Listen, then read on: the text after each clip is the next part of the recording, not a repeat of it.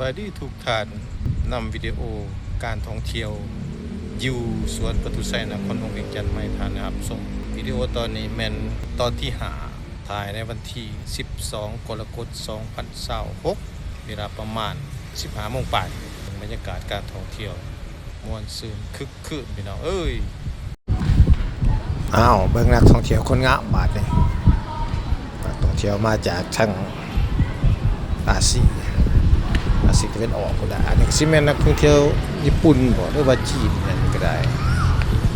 คือญี่ปุ่นนี่แหละของญี่ปุ่นนี่จีนเกาหลีนี่เด้อสามชาตินี่แหละสวยงามโอ้ธรรมดาชาวประตูยาวติดเสือนี่สีเขียว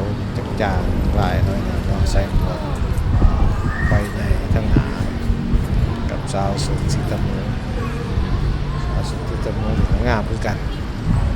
ทุกคนงามสูสีกันเลยการหัวงามคูยางพาแดดมาลงรถจุแคบทางยางพาแดดเข้ามากลางประตูใสมากองประตูใสมีไงร้ายตากแดดเข้ามาหอนร่มเย็นพัดโซ่ๆเลยอยู่กองประตูใสลมเย็นที่ลมพัดฟรีๆเนี่ยสังเกตบนเสือเราปีวันแหว่งลมพัดเนาะแล้วก็พักผ่อนย้อนอารมณ์ไปข้าวหนึ่งถามมูมากย่างโตบางทีก็จะขึ้นไปจองประตูใส่มุมสูงแล้วก็มองเวียงจันทร์เนาะบางทีเราอาบกระไรมันก็ได้วันที่12กรกฎาคม2026เที่ยวลาวก็พาลูกพาหลานมาเที่ยวถ่ายหูถ่ายห้อยได้เว้ยเอาไปเบิ่งสวยงามเที่ยวต่างประเทศในกาจีนร้ายคือเก่าคนเกาหลีห้องลงมาเวียดนามก็ร้ายเป็นบางมือก็ไม่ร้ายนะเที่ยวเวียดนามก็ได้ส่วนร้ายผมมาเป็นกุ้มนักเที่ยวเวียดนามก็จะออกมาไปมามันมากลุ่มหน่อยอย่างไรสิหาคนอย่างสิหรือว่ามาเป็นครอบครัวเดียวเนาะ3-4 คนเธอก็มาผู้เดียวเธอก็มา2 คนเท่านั้นแต่ละประเทศเวียดนามแต่ว่ามาหลายคนแต่ว่าบ่ว่าเป็นกลุ่มเดียวกันซะเพราะเขาเจ้ามาง่าย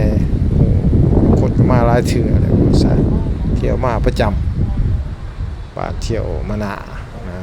เที่ยวเวียดนามมาลาวนี่อันนี้ก็เป็นผู้สาวจีนด้วยกันมากับแฟนเพื่อนถ่ายแบบถ่ายวิดีโอสวยงามเนาะหอยพอดีสาวกระโปรงสั้นเสื้อยอสีขีเทาสาวกระโปรงขาวกิ๊ดกระโปรงกิ๊ดเนาะสูงบางนี่แหละเกินคิงบางหางหน่อยสูงเหี่ยวใส่แว่นตาดำไปเรื่อยๆได้แบบนั่งแบบบรรษาเป็นนั่งแบบก็ได้อีกนั่งแบบโฆษณาต่างๆสวยงามหรือว่าเป็นนั่งอีกนั่งก็ได้นะคนระดับในหน้าตาใส่ได้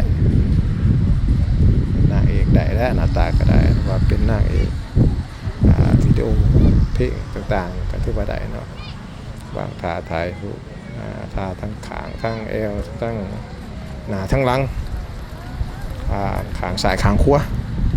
ถ่ายครบสุดเลยงามก็วางท่าถ่าย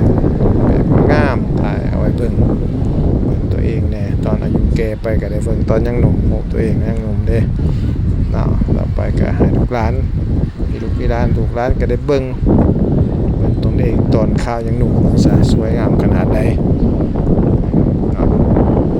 การท่องเที่ยวก็ได้วันแรกก็ไม่ได้ไปวัดหันเนาะ